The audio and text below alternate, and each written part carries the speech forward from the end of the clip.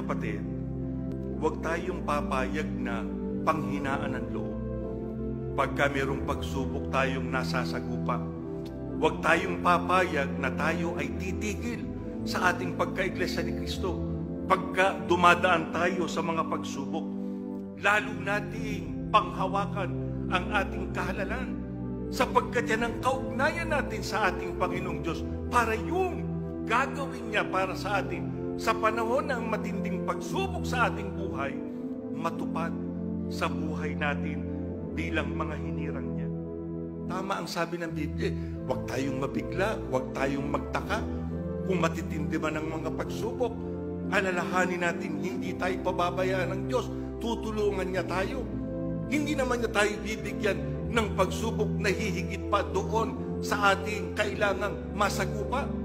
At lagi siyang nariyan para tumulong nga sa atin, anuman niyang pagsubok na yan, para ito ay ating malampasan.